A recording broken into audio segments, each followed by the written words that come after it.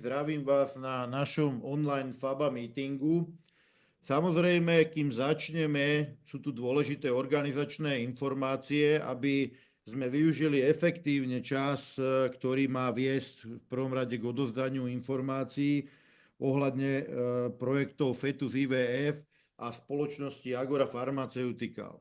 Dámy a páni, ja vás vítam z mojej pozície obchodného riaditeľa. Moje meno je magister Roman Valovič.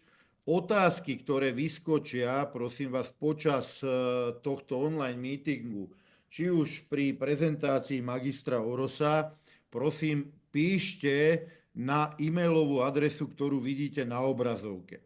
Chceme veľmi efektívne vám poskytnúť informácie práve o riadiacich procesoch spoločnosti Fetus IVF, Agora Pharmaceutical, o úkonoch a aktivitách, ktoré prebiehajú. A chceli by sme skutočne tieto otázky a informácie, ktoré sú veľmi dôležité pre celú našu komunitu FABA, aby sme podchytili, solidne vyhodnotili a samozrejme vám mohli tieto otázky a jednotlivé odpovede nazdieľať prípadne v našej klientskej zóne každého z klientov FABA Capital. Preto akákoľvek otázka, ktorá vznikne, vyskočí, prosím, zapíšte si e-mailovú adresu info@fabacapital@gmail.com. Tu prosím posielajte vaše všetky otázky spojené s týmto online meetingom.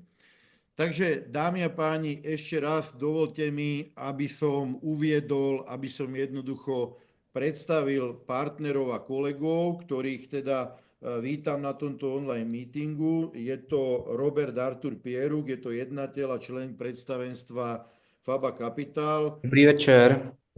Dobrý večer. Spolu teda s Robertom Flociusom, finančným riaditeľom spoločnosti FABA Capital. Dobrý večer, všechny vás zdravím. No a tešíme sa veľmi, že dneska máme vzácneho hostia. Je to pán magister Roman Oros, ktorý teda nás prevedie celkovo procesmi vo Fetus IVF Agora. Pán Roman magister Oros je vlastne senior konzultant FABA Capital pre biomedicínske portfólio. Dobrý večer, prajem. Pekný večer. Pekný večer, zdravím vás. Ja by som zároveň teda poprosil všetkých, ktorí budete mať či už otázky na pána magistra Orosa, alebo teda na už teda prezentáciu, ktorá prebehne, aby sme naozaj plnohodnotne vyťažili tie informácie. Píšte prosím na tú e-mailovú adresu info@fabacapital@gmail a my v priebehu nejakých 14 dní samozrejme všetky otázky vyhodnotíme a následne dáme odpovede a budeme sa snažiť čo najviac nazdieľať komunite, aj teda ľuďom, ktorí sú práve na cestách, majú svoje obchodné meetingy, aby jednoducho sa k ním tie informácie dostali.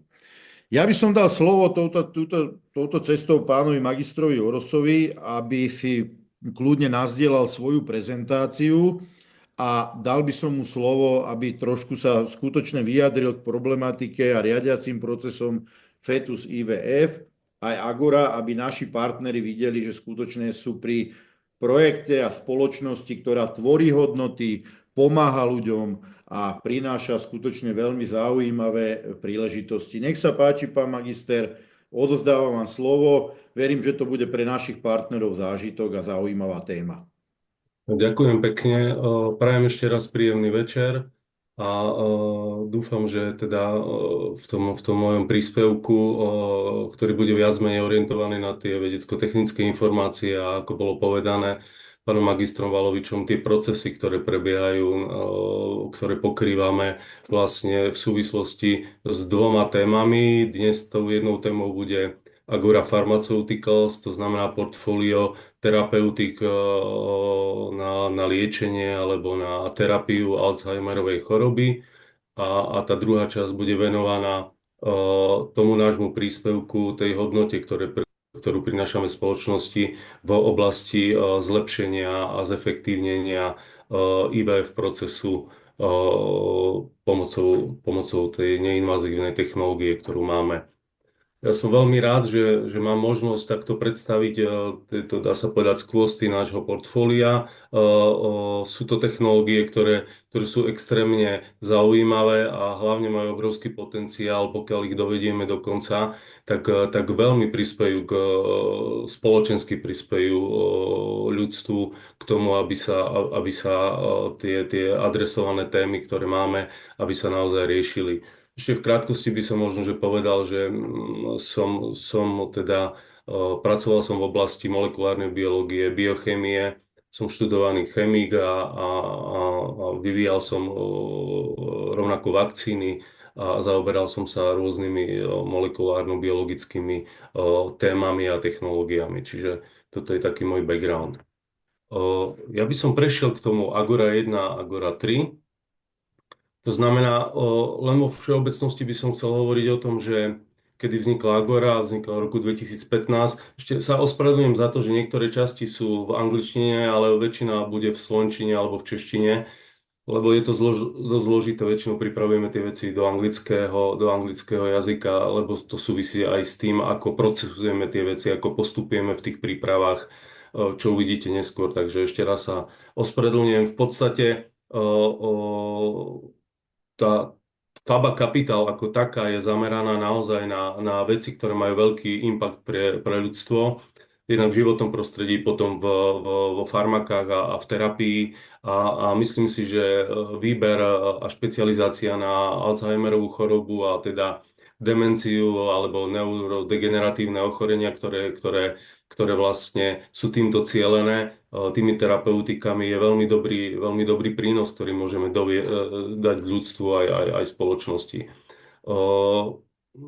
Pri zrode toho všetkého bolo samozrejme tým veľmi zručných a erudovaných vedeckých špecialistov, ako ich vidíte. A dospeli sme k názoru, k tomu výberu, že dve také tie prístupy pri terapii Alzheimerovej choroby sú pre nás veľmi zaujímavé aj z toho potenciálu obchodného, ale zároveň aj z toho vedecko-výskumného a spoločenského potenciálu. Takže tie dva terapeutické prístupy, ktorými my adresujeme vlastne demenciu, to znamená to, čo poznáme ako ten early stage alebo skoré štádium príchodu Alzheimerovej choroby, sú vlastne tie sprievodné symptómy toho neurodegeneratívneho ochorenia. Predovšetkým chcem povedať, že demencia ako taká postihuje kognitívne funkcie mozgu alebo človeka, ale nielen kognitívne, keď už je to teda neskoršie štádium, tak prechádza to aj v postihovaní tých emotívnych funkcií. A treba povedať, že demencia ako taká, alebo tie neurodegeneratívne štádia sú spoločným znakom niekoľkých chorôb. Že nejde len o Alzheimerovú chorobu, ale ide aj o choroby ako je Creutzfeldt-Jakovsová choroba, napríklad Huntingtonová choroba, Parkinsonová choroba, HIV, skleróza multiplex a tak. To znamená, treba si uvedomiť, alebo je dobré si uvedomiť ten rozsah a ten záber, ktorý vlastne takýmito terapeutikami my môžeme mať. Samozrejme, tie ostatné choroby majú iný mechanizmus, ale práve Agora 3, o ktorej budem hovoriť neskôr ako veľmi, veľmi unikátnej záležitosti, je cielená všeobecne na zvrátenie tých neurodegeneratívnych symptómov, ktoré sú spájané a sprievodné pri rôznych ochoreniach. Vidíte, že ako je to na slajde vidno, tá Agora 1 vo všeobecnosti je prístupom, kde je to tiež opäť unikátny prístup, pretože hovoríme o kombinácii dvoch liečiv, ktoré už sú registrované na trhu. Čiže to znamená, ten proces prechádzania tými klinickými skúškami, ako ho poznáte, nie je tak časovo náročný a nie je tak finančne nákladný, ako je to v procesoch, kde nie sú tie terapeutika registrované, respektíve sú to de novo, úplne nové substancie, ako napríklad je to v prípade Agory 3. V prípade Agory 1 ide o kombináciu dvoch známych liečiv, a to je Donepezil a Cevimelín. Ten Donepezil je liečivo, ktoré je dnes už na trhu a je registrované pre Alzheimerovú chorobu. Cevimelin je takisto registrované, ale pre iné ochorenia. Ja podrobnejšie o tom budem hovoriť. Len chcem povedať, že momentálne sa pripravujeme na klinickú fázu číslo 1. To znamená, aj o tom budem hovoriť, aké skúšky vlastne prebiehajú, aj o tej štruktúre vôbec, aká taká je. Čiže môžeme ísť ďalej. Poviem niečo o Alzheimerovej chorobe vo všeobecnosti, čiže ako som povedal, je to nevratné neurodegeneratívne ochorenie. Postihuje časť mozgu a spôsobuje tzv. Pokles kognitívnych funkcií, ako sa prejavujú v väčšine prípadoch v myslení, v pamäti, v úsudku. To sú tie také krátkodobé pamäťové záležitosti, ale potom v tých dlhodobých pamäťových záležitostiach, tak to sú už potom také funkcie ako znemožnenie vykonávania niektorých úloh, dokonca strácania, chápania zmyslu slov a ten progres tej choroby potom naberá také rozmery, že naozaj je to mnohokrát nešťastné. Vo svete zaujala 5. miesto v poradí najčastejších príčin smrti a súčasne je najčastejšou formou demencie. Čiže ja som spomínal, že viacero chorôb majú prejavy demencie, ale čo sa týka toho, čo je dnes viditeľné, tak väčšinou sú tí pacienti, ktorí majú early stage demenciu, tie prvé príznaky, tak neskôr skončia vlastne s Alzheimerovým ochorením a teda ten potenciál pre to liečivo, jedno aj druhé je obrovský a je cieľený na Alzheimerovú chorobu. Teraz keď poviem trocha o trhu ako takom, je treba si uvedomiť, že extrémnym spôsobom vlastne narastá výskyt tej Alzheimerovej choroby a na začiatku sa myslelo, že väčšinou je to genetická predispozícia a tak ďalej a tak ďalej. Stále viac a viac sa ukazuje, že životný štýl, stravovanie má obrovský vplyv na tie vlastne príznaky alebo de facto Alzheimerové ochorenie je chorobou mozgu. Čiže hovoríme o degeneratívnom ochorení nejakých častí mozgu, hej? Čiže neurónov v nejakej forme. To, čo očakávame v Európe, je, že budeme mať 14 miliónov pacientov, to je do roku 2030 ohromné číslo a ohromné číslo je to preto, že tie náklady sú obrovské. 250 miliárd eur. Čiže toto je vlastne ako keby ten balík peňazí alebo to, čo my adresujeme a na akú skupinu cielíme. Teraz by som prešiel k tej Agore 1, ale možno, že by som ešte povedal, že vo všeobecnosti dnes, a potom vám ukážem aj nejaké aktuálne stavy vlastne klinických skúšok, chcem povedať, a to som na začiatku zabudol povedať, že pani doktorka farmácie Dominika Fajksová je vlastne člen tímu, ktorý má výraznú zásluhu o to, že prebiehajú aktuálne in vitro, in vivo skúšky na Agore 1, to znamená na nejakom modele hlodavcov, vysvetlím aj ako. Čiže ten dizajn tých skúšok, to všetko ona vlastne mala na starosti ako erudovaný farmaceut. A myslím si, že sme našli aj vynikajúce laboratórium v Maďarsku, ktoré je obrovsky významné a má stovky až tisíce klinických skúšok a práve tieto in vivo skúšky na tých živých modeloch, tak vlastne v kombinácii a v spolupráci s nimi prebiehajú aktuálne v Péči v Maďarsku. Čiže poďme k tej Agore 1. Farmaceutická kombinácia donepezilu a cevimelínu so synergickým efektom.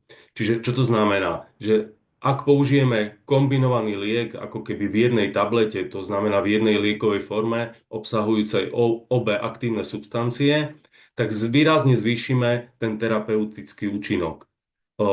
Dnes tá terapia v súvislosti s Alzheimerovým ochorením, ako sme si už povedali, je to nevratné ochorenie. To znamená, že dnes neexistuje liek, ktorý by zvrátil, teda vyliečil ochorenie.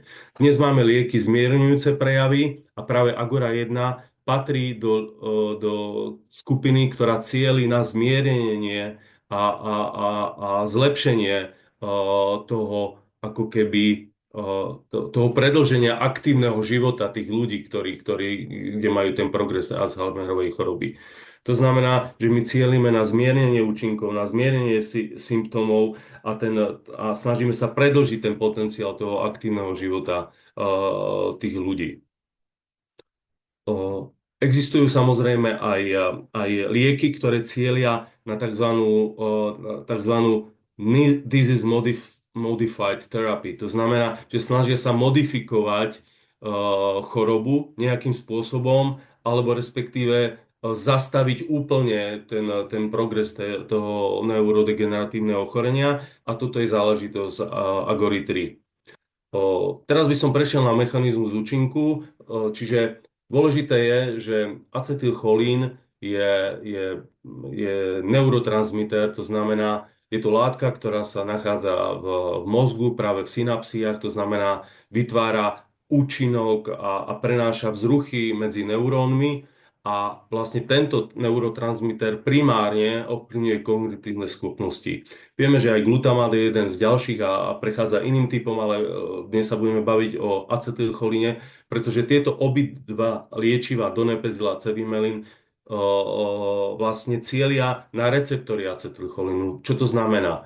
To znamená, že acetylcholín je neurotransmiter, ktorý napomáha tomu, aby neuróny dokázali fungovať, pamäť, aby dokázala krátkodobo fungovať, aby učenie dokázalo fungovať v mozgu, aby myslenie ako prejav mozgu fungovalo. A existujú dve skupiny tých receptorov acetylcholínu. To znamená, každý neurón má v sebe receptory, ktoré vychytávajú acetylcholín, ktorý prenáša informáciu z neurónu na neurón, spája tie jednotlivé časti mozgu, aby došlo k tomu účinku, ktorý my chceme, a ten účinok sa prejavuje práve v tých kognitívnych schopnostiach človeka. Hej? Čiže sú dva receptory, je muskarinový a nikotínový typ receptoru. A donepezil je veľmi známe liečivo, ktoré práve ovplyvňuje muskarinový receptor, tým, že imituje účinok acetylcholínu. To znamená, je to syntetická látka, ktorá tým, že acetylcholín nie je v tej oblasti synapsií, nie je tam, kde má byť jeho nedostatok z akýchkoľvek biologických a neurodegeneratívnych dôvodov biochemických, tak tým, že dotujeme organizmus donepezilom, tak imitujeme ten účinok acetylcholínu, aby sme prenášali vzruchy a v tej časti toho mozgu, ktorý má na starosti kognitívne schopnosti, prebieha vlastne ako keby náhrada toho, čo tam chýba. Hej? Cevimelín je pôvodné liečivo registrované na liečenie úplne niečoho iného a nazýva sa to tzv.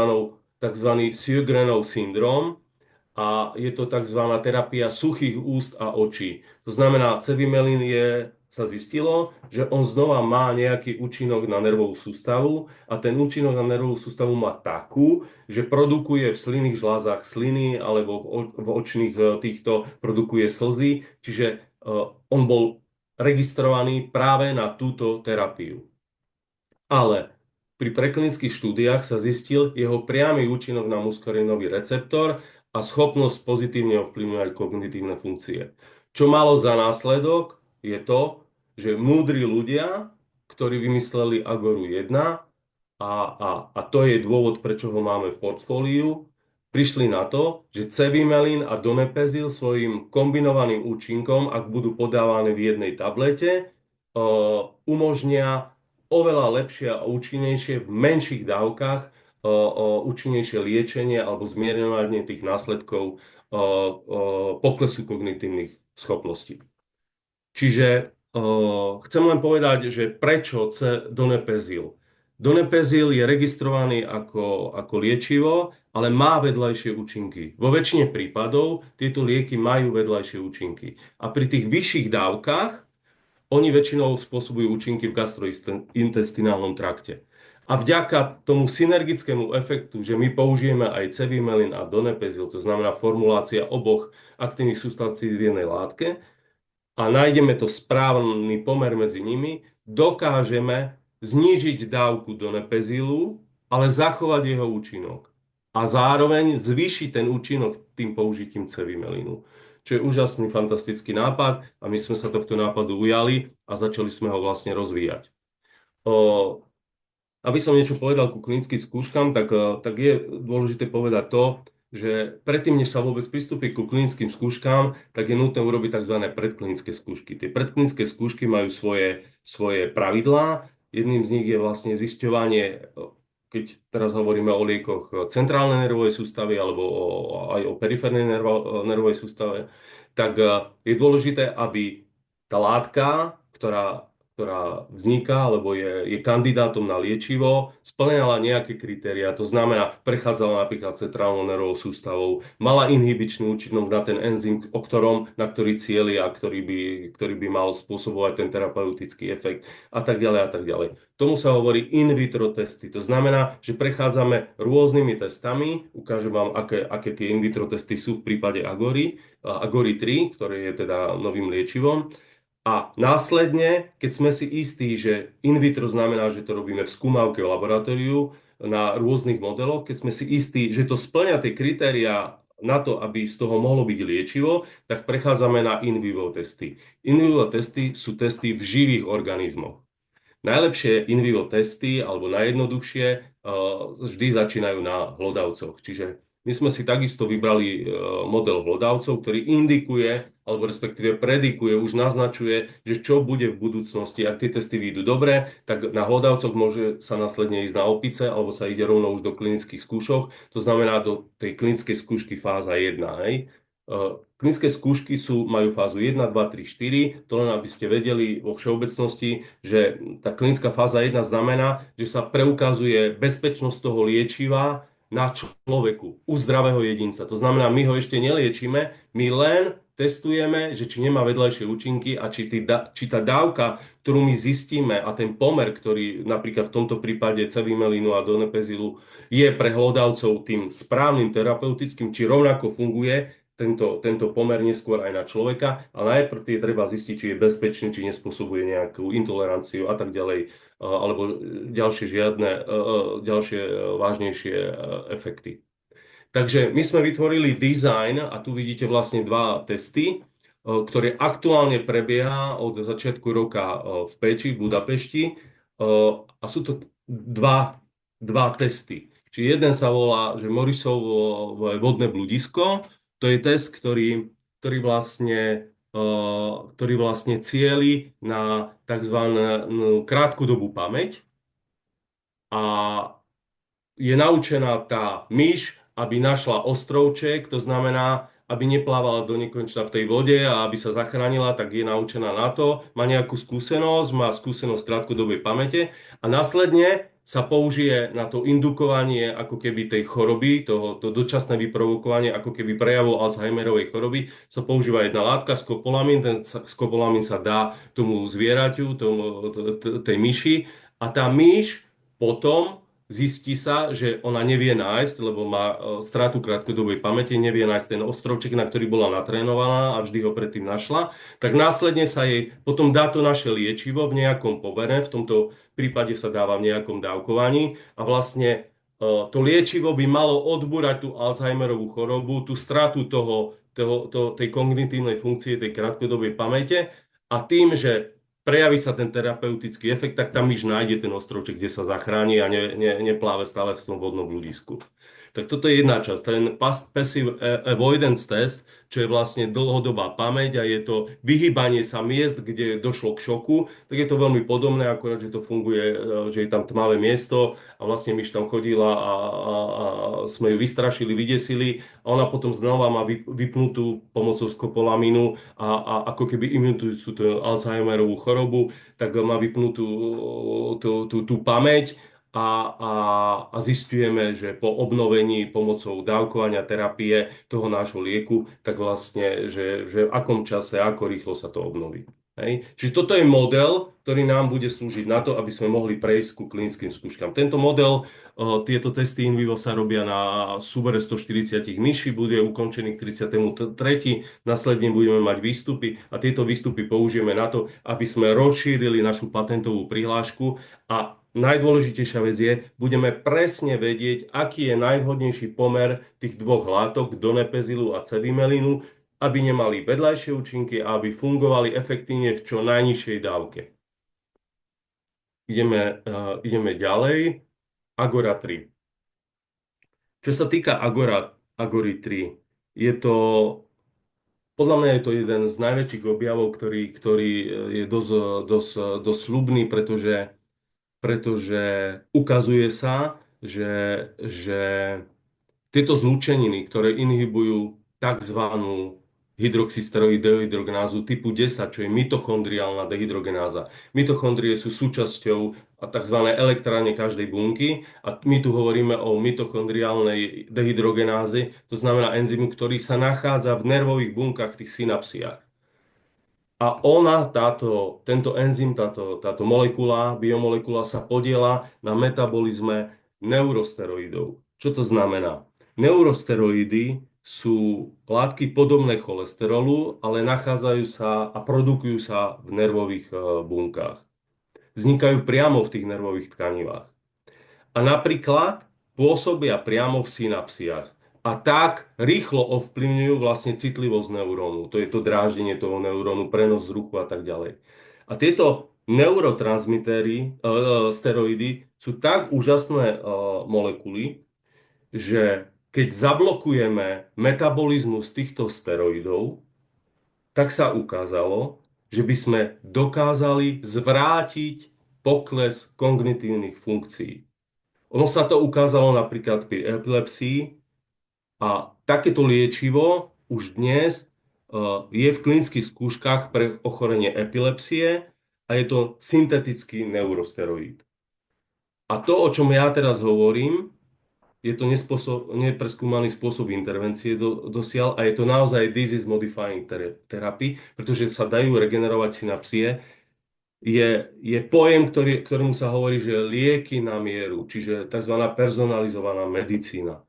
A tieto lieky na mieru dokážu presne vlastne pre tú osobu, pre tú individualitu, ktorá trpí tým ochorením, dokážu ako keby regenerovať tie synapsie práve cez to blokovanie toho metabolizmu tých neurosteroidov. Takže toto by som ja takto vo všeobecnosti povedal. Nepôjdem do veľkých detailov, ale pôjdem ďalej. Dnes v Agora 3 máme dvoch kandidátov, čo je znova veľmi dobré zistenie, pretože ukazujú sa dve látky, ktoré by mohli, a teraz hovorím, že prvýkrát byť použité na testovanie pre Alzheimerové ochorenie, a preto je to unikátne.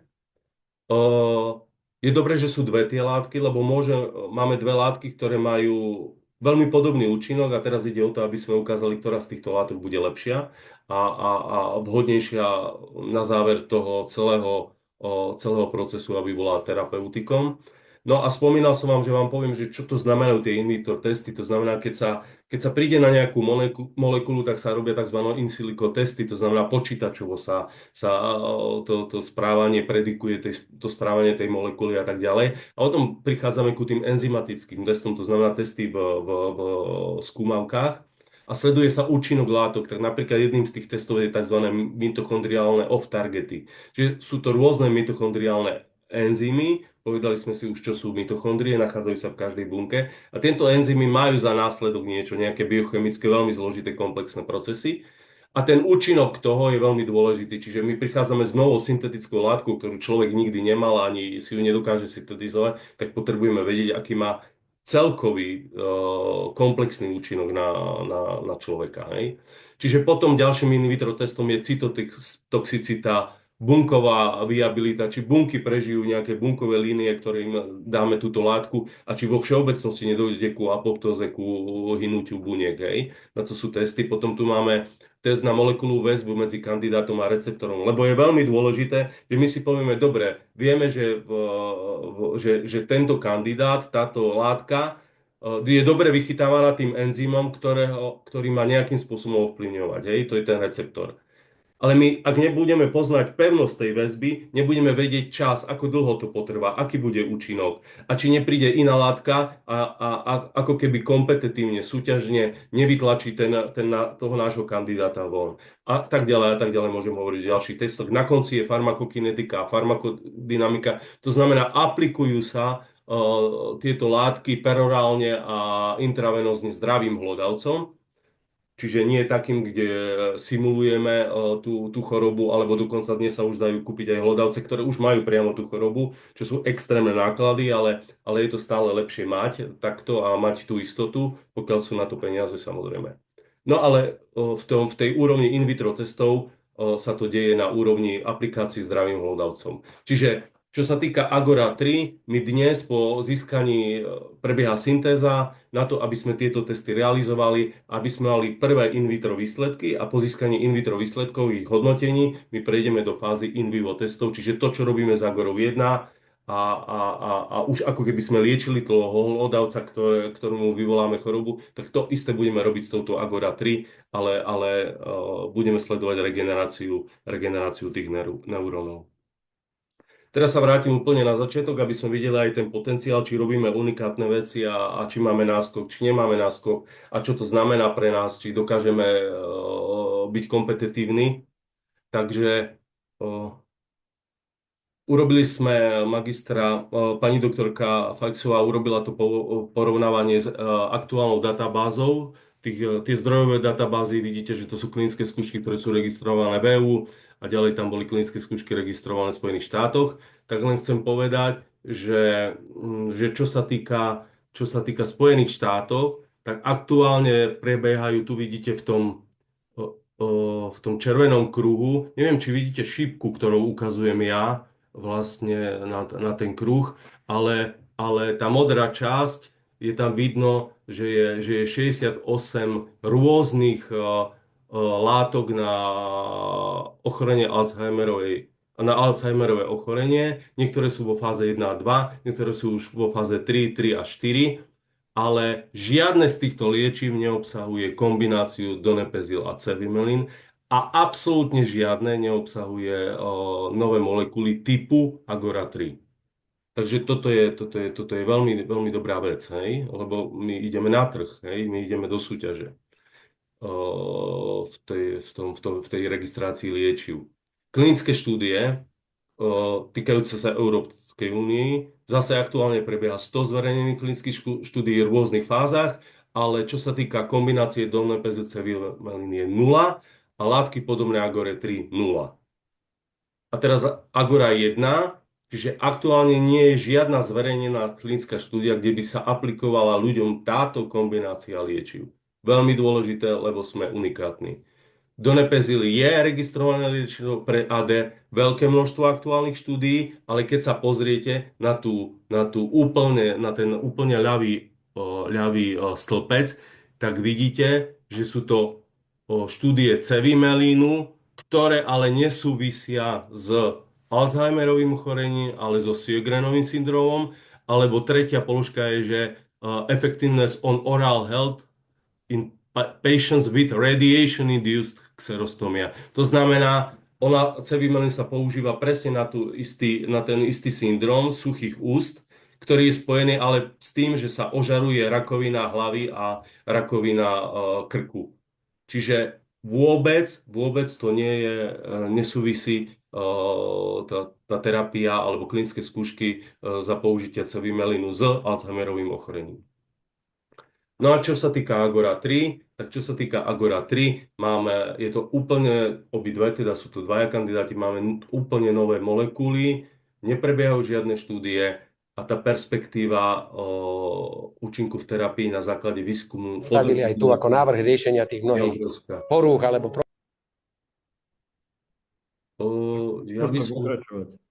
ja by som týmto skončil. Čo sa týka vami v pozícii prezidenta Slovenskej republiky. A teraz by som prešiel na zdieľanie. V skutočnosti ide vždy a len o vás. Nie je to, čo si o vás myslia druhí. Ide mi tam Poprosím vás, pána prezidenta. Poprosíme, vypnite si mikrofóny. Tak neviem, či pán prezident sleduje nás, alebo len sprostredkovanie. Dobre. Čiže skúsim šerovať teraz tú druhú časť. Tá druhá časť sa týka vlastne technológie, ktorá je naozaj že superior, pretože dnes neexistuje takáto technológia. Je to technológia alebo diagnostická, neinvazívna diagnostická biotechnologická metóda na predikciu kvality embria, životaschopnosti embria.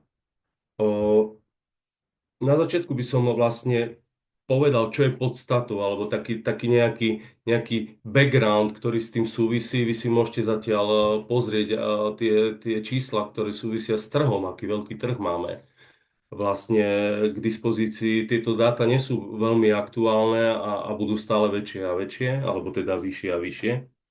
Ale to, čo chcem povedať, je, že v podstate si treba uvedomiť, že v tom IVF procese je ten každý pár jedinečný a tie riešenia neplodnosti sú v celku individuálne.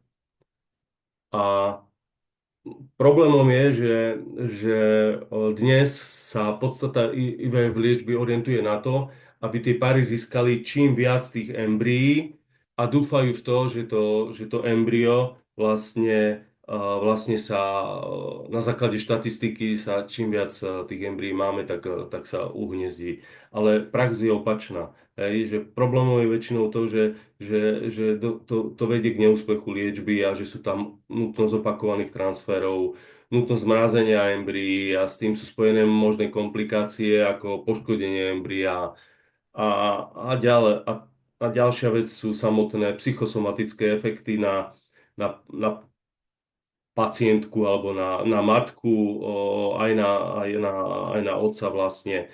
A dochádza k veľkej záťaži u pacientov, ktoré súvisia s tým neúspechom tých IVF cyklov. A k tým čo dnes je na trhu, hej? Aké máme dnes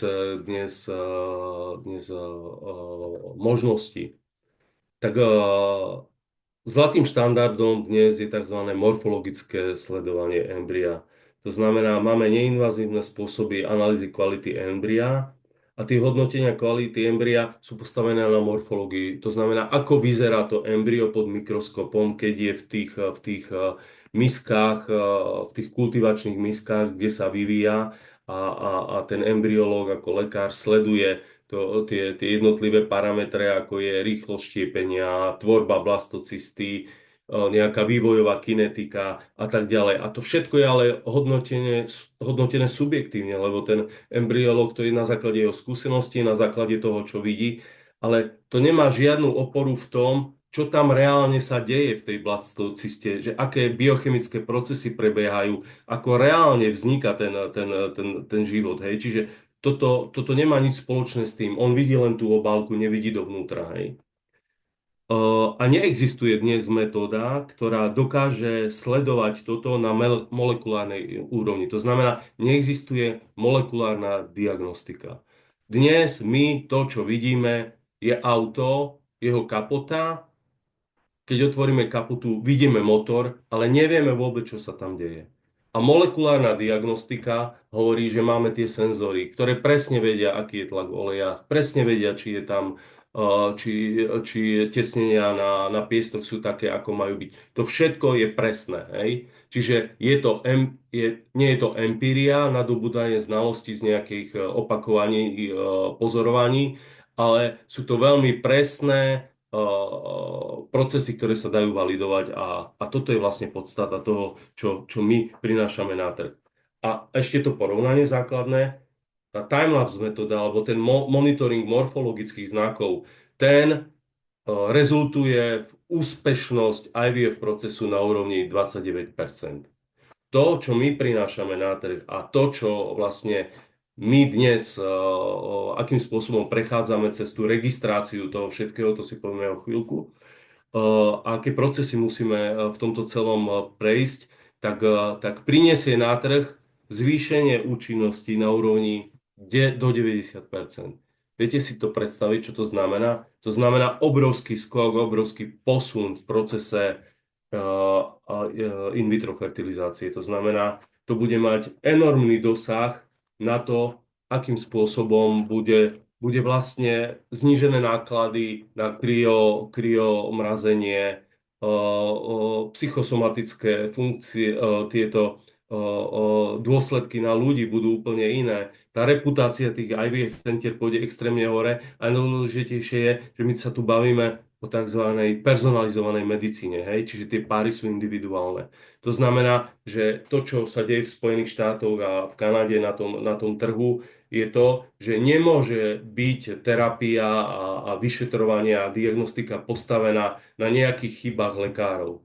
Nemôže. Preto vchádza do toho umelá inteligencia, preto do toho vchádzajú bioinformatické procesy, aby sa to všetko dalo sledovať, aby všetko malo svoje vzťahy a malo korektný postup.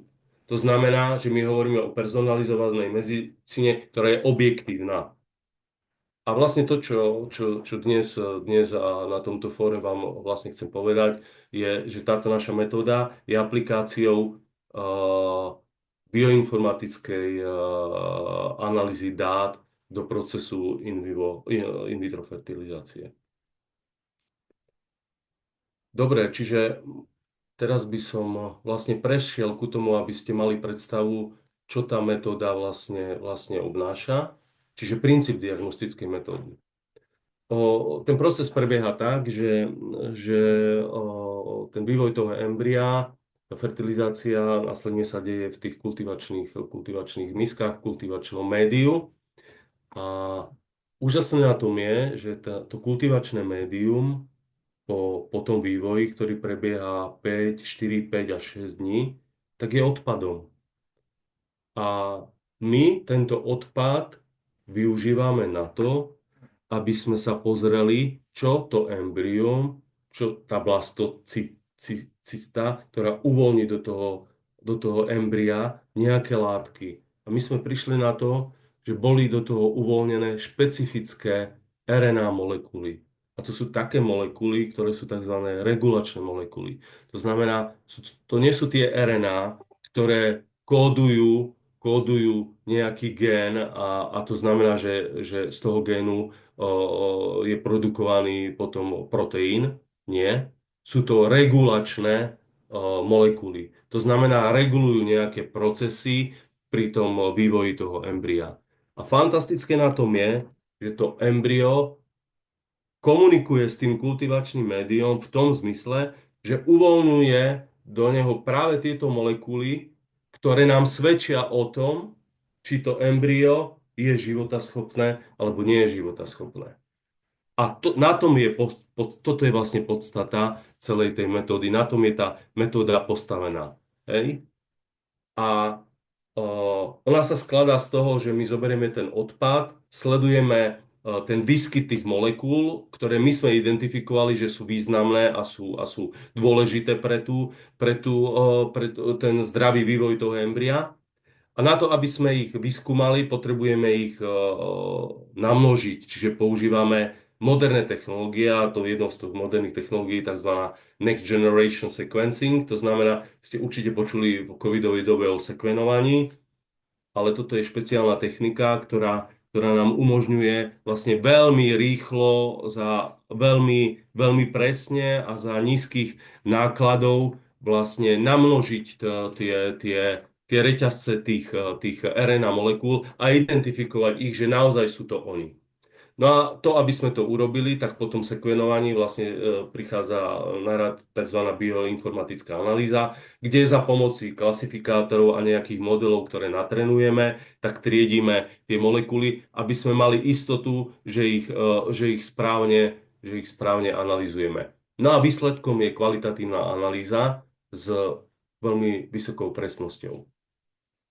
A toto je vlastne základ tej analýzy našej, že my ako jediní a prví na svete sme použili a našli také molekuly, ich je 19 a 17, ešte poviem prečo, 19 a 17, tam neskôr to bude viditeľné. Čiže my máme radu 19 molekúl, ktoré potrebujeme identifikovať v kultivačnom médiu. Oni musia byť tam prítomné a byť prítomné v nejakých pomeroch, v nejakých intenzitách. A keď toto tam nájdeme, tak to je ten vzorec, ten pattern, ktorý nám hovorí o tom, že z tých 5 embryí, ktoré sú v rade kultivované a má si ten embryológ vybrať, že ktoré použije na ten transfer, tak my presne vieme, ktoré je to najlepšie. To znamená, my eliminujeme v tom IVF procese tú časť chyby, ktorá je spôsobená tým, že embryológ na základe morfologických znakov si vyberie nesprávne embryo, ktoré sa nemôže nikdy zahniezdiť. A tým zvyšujeme úspešnosť celého IVF procesu, ale zároveň hovoríme o tom, že na 90% oproti 29% sme si istí, že vyberieme z tých 5 alebo 4 embryí, ktoré máme, to, ktoré je najživotaschopnejšie. A toto je vlastne podstata toho, čo my prinášame a čo vám predstavujeme, že máme v portfóliu. Treba povedať, že to produktové portfólio má svoje aj investičné príležitosti a jedna vec je, že máme analýzu kvality embryí a výber pre ten proces IVF metódou, to je to, čo som teraz popisoval, ale potom tá časť bioinformatickej analýzy so stále zlepšujúcimi sa technológiami, superpočítačmi a tak ďalej, s tou aplikáciou machine learning, tak my sa dostávame k oveľa rýchlejšiemu a presnejšiemu vyhodnocovaniu tých dát. Čiže toto môže byť vec, ktorá môže byť jednak produktom, lebo dá sa použiť to vyhodnocovanie dát, ktoré sú zo sekvenátora aj na iné choroby, ochorenia, to poviem celkom na konci, napríklad neurodegeneratívne a triedenie toho, čo sa deje. Ale môže to byť aj outsourcing, to znamená, že môžeme ísť aj tou cestou, že my túto metodiku vlastne schválime, zaregistrujeme a ponúkneme ju ako takú, lebo ona sa skladá z 3 častí, ponúkneme ju ako takú tým IVF centram, klinikám a oni už tie bioinformatické analýzy, tie si osvoja sami a budú ich používať. Ale aj toto je príležitosť, lebo tieto softvery hodnotiace pre klinickú prax sú veľmi, veľmi cenené. No a ďalšia vec je tá, že dnes toto je metóda, ktorú my máme, ktorá sa musí uskutočňovať v laboratóriu a ten test musí byť robený za istých podmienok. Ale existuje možnosť, že by sme, lebo máme aj iné príklady, kde sa dajú tieto veci robiť, mohli by sme z toho vyrobiť kit. A toto je tiež pripravené na investíciu. Vymyslieť, že to bude kit, ktorý my dodáme laboratóriu biochemickému, ono si to objedná, ako keď si objedná kit na to, či máme helikobaktera alebo čokoľvek iného, tak si objedná kit a bude konzumovať, čiže našim produktom nie je diagnostická metóda, ale my máme reálny hmatateľný krabicový produkt. Ale toto chce proste nejaký vývoj a nejaký tým ľudí. Čiže tu vám ukážem len tak veľmi rýchlo, aby som sa nezdržiaval, lebo som sa dosť zakecal. Idem veľmi rýchlo ku tomu, že ako to prebieha. Ale chcem povedať, že kde sme my dnes a čo dnes aktuálne robíme na to, aby táto metóda mohla byť schválená. Dnes máme tento patent patentovaný v Spojených štátoch, v Kanáde, v Európe, kde sú všetky tie krajiny pokryté, Mexiko, Izrael, Austrália, Nórsko, Island, ako veľmi globálne. Čiže je tam naozaj veľký globálny footprint. Ale tá naša cieľová skupina, ten najväčší trh je v Spojených štátoch, ako Severná Amerika. My sme hľadali možnosti, ako vlastne získať akreditáciu, FDA akreditáciu na to, aby táto metóda, táto diagnostická metóda bola štandardne používaná ako zlatý štandard v IVF centrách po celých Spojených štátoch a Kanáde. A našli sme takúto firmu, ktorá je veľmi erudovaná. Je to firma CMX, to znamená, to je tá CRO sa tomu hovorí. Čiže to je Contract Research Organization, ktorá má skúsenosti od roku 1990 a práve táto spoločnosť robí mnohé klinické skúšky a tieto klinické skúšky sú naozaj na úrovni, že prechádzajú. A chcem povedať, a toto je naozaj veľmi dôležité, že CMX, tá kanadská spoločnosť, ktorá sídli v Toronte, alebo v časti Toronta, v Oakville, tak má obrovskú výhodu v tom, že ona dokáže hodnotiť, robiť ten approval pre IVF centra ako v Kanade, tak aj v Spojených štátoch. Má licenciu alebo akreditáciu, všetky tie certifikáty, ktoré sú nutné na to, aby to mohla robiť v oboch štátoch. Ak by sme si vybrali takúto CRO spoločnosť v Spojených štátoch, nebude mať akreditáciu pre Health Canada, pretože im to neumožňuje legislatíva. Naopak je to možné. Čiže toto je obrovský benefit. Ďalší veľký benefit je v tom, že je to skupina ľudí alebo tým ľudí, oni nám pre našu klinickú fázu 1 ponúkli vlastne 7 veľmi skúsených ľudí, ktorí budú pracovať s nami na tých klinických skúškach. A zároveň je treba povedať, že toto odklikám, len aby sme sa posunuli ďalej, že my musíme urobiť tzv. Pilotnú štúdiu. My potrebujeme nájsť laboratórium, ktoré dokáže, asi najprv ukážem túto časť, ktoré dokáže urobiť tie časti v laboratóriu, ktoré my potrebujeme na to, aby boli správne vyhodnotené tie vzorky tých kultivačných médií.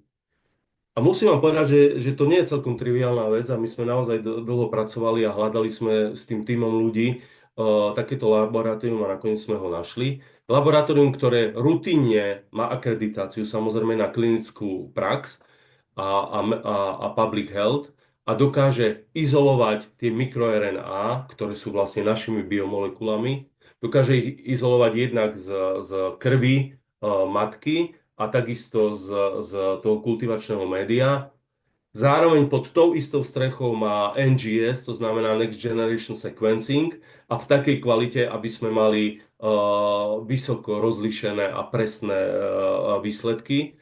A súčasne, to je tá bioinformatická analýza, dokáže vlastne tú expresiu tých mírna molekúl veľmi presne hodnotiť a stanoviť, lebo to potrebujeme. A na konci dňa potrebujeme vlastne to porovnať s tou timelapse metódou, s tou metódou, ktorá jediná je dnes na trhu ako tým základným štandardom, to znamená, bude to ten embryoskop, alebo je to morfologické hodnotenie. A nám sa naozaj podarilo pomocou tejto CMX spoločnosti nájsť spoločnosť, a je to spoločnosť, volá sa Azenta, a je to globálna spoločnosť. A táto globálna spoločnosť naozaj rutine pracuje na izolácii RNA, robí klinické skúšky, má NGS laboratórium, robí molekulárnu genetiku, robí klonovanie, dokonca robí transfekciu genov. A na to všetko, na tieto činnosti má vlastne FDA certifikát alebo akreditáciu. Čiže všetky tie časti FDA akreditácie, ktoré s tým súvisia, to je part 11, 58, 160, na to ona má túto akreditáciu a má správnu klinickú prax jednak pre FDA, pre Health Canada a zároveň aj pre EMA, pre európsku túto. A tá Azenta, len aby ste vedeli, má 7 laboratórií v Spojených štátoch, jedno v UK, jedno v Nemecku, 5 v Číne a jedno v Tokiu. A ešte dôležité je kvôli nákladom, že sme našli to laboratórium práve také, ktoré je naozaj blízko toho Toronta, kde my máme to CMX, lebo to CMX vlastne bude zabezpečovať všetky tie etické komisie, informovaný súhlas matiek, bude pripravovať protokoly klinického skúšania, bude komunikovať s nami a za nás pred FDA orgánmi, pred regulátorom v Kanade a všetko ten data management, GDPR, to všetko oni vlastne budú zastrešovať. A dnes my vieme, že tá klinická fáza 1, tak ako je pripravená, by mala prechádzať na 200 embryách a 35 referenčných vzorkách a zhruba to bude trvať nejakých 9 mesiacov. Máme tým ľudí, kde sú špecialisti z FDA, ktorí už dnes pracujú mimo FDA, ale presne poznajú procesy A ten proces, to nie je proces ako pri schvaľovaní liečiva. Tie klinické skúšky sú kratšie, pretože ide o laboratórnu diagnostickú metódu. Čiže ten proces je kratší, je menej finančne náročný, ale je náročný, pretože to FDA má svoju administratívu a tak ďalej. Ale to CMX, ten náš zástupca, ten náš Contract Research Organization, ona má dokonca svoju vlastnú etickú komisiu, ktorá dokáže tieto veci vlastne vybavovať, registrovať a aj zvládnuť. No a posledným tým kľúčovým, čo v tom reťazci nám teda chýba, je vlastne tá IVF centrum, tá IVF klinika, ktorá nám poskytne tie vzorky a zároveň u nich budú prebiehať na ich pacientoch klinické skúšky aj tá pilotná štúdia, aby sme tú laboratórnu časť natestovali a otestovali, či ide bez problémov. A oni sú súčasťou týmu, ten vedecký riaditeľ toho One Fertility, Michael Neal, ten sa zúčastňuje každého jedného sedenia od augusta minulého roku, keď sme mali nespočetne tých konzultácií a tých diskusí o tom, ako budeme postupovať. A už dnes sú pripravení na to ponúknuť vzor toľko, koľko potrebujeme a dať jej azente na testovanie a zároveň aj budú mať dostatok vzoriek na to, aby v tom rozumnom čase nejakých 9 mesiacov mohla prebehnúť tá posledná klinická fáza. A to, čo som povedal na začiatku, že ešte spomínam na konci, je veľmi dôležité, že zvládame technológiu tých nekodujúcich RNA, pretože tie nekodujúce RNA stále viac a viac sa objavujú ako kľúčové pri spúšťaní rôznych ochorení. Týmto by som skončil a ďakujem pekne za pozornosť. Ďakujem veľmi pekne magistrovi Orosovi za vyčerpávajúce informácie ohľadne riadiacich procesoch, či už vo Fetuse alebo v Agore. Verím, že naši partneri dokázali plnohodnotne zachytiť informácie. My sme samozrejme všetky tieto dôležité informácie nahrali. Ten nával na tú našu konferenčnú miestnosť je tak veľký, že systém nám nakoniec umožnil len nejaký maximálny limit. Buďte kľudní, vy a vaši partneri dostanú záznam, aby mohli s týmito informáciami pracovať. Naozaj všetky otázky spojené s týmito témami, ktoré tu odzneli, ktoré sú plnohodnotné a každý z vás vidí, že tvoríme skutočne veľmi atraktívnu záležitosť v rámci spoločnosti FABA, tak píšte otázky s tým spojené na mail info@fabakapital@gmail.com. Všetky tie otázky spojené s témami Fetusu, Agory jedničky, Agory trojky, kľudne si premyslite, vyhodnoťte a zašlite ich na tento mail. My sa budeme snažiť samozrejme ich zrevidovať, aby sa neopakovali, aby sme mali skutočne silnú databázu kvalitných otázok a pokúsime sa ich zverejniť, či už teda v klientskej zóne vášho FABA dashboardu.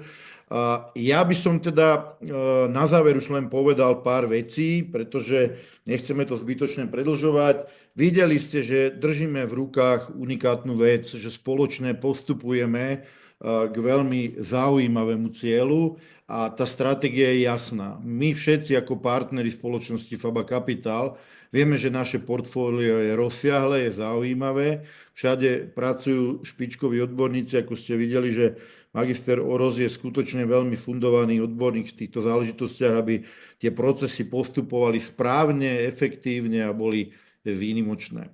Ja by som už len teraz v krátkosti dal asi slovo na chvíľku Robertovi Arturovi Pierugovi, či má záujem niečo doplniť.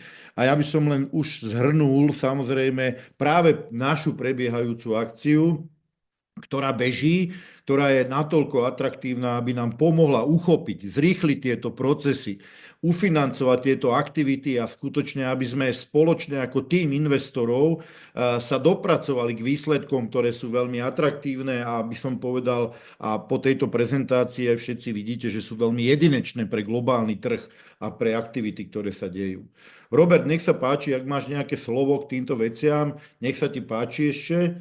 Já jenom bych chtěl rád poděkovat Romanovi Orosovi a Romanovi Valovečovi a celému týmu a za důvěru vlastně, kterou do naší společnosti a do nás vkládáte a jde vidět, že opravdu hodně tvrdě pracujeme a jde to vidět na těch výsledcích, kde vlastně posledním od začátku nového roku rosteme a blížíme se tomu cíli a věřím tomu, že se to povede a a děkuji vlastně všem za tu projevenou důvěru, takže tady. Ďakujem pekne. Ja by som teraz už len na záver počiarkol, aby ste všetci, ktorí ste nejakým spôsobom zainteresovaní ako klienti, investori, partneri, ktorých téma či už umelého oplodnenia alebo vývoju liečiv na Alzheimerové choroby v istých štádiách, zúčastnili sa na našich offline stretnutiach, ktoré robíme. Máte program v našej telegramovej skupine na 2 týždne, dostávate to mailom.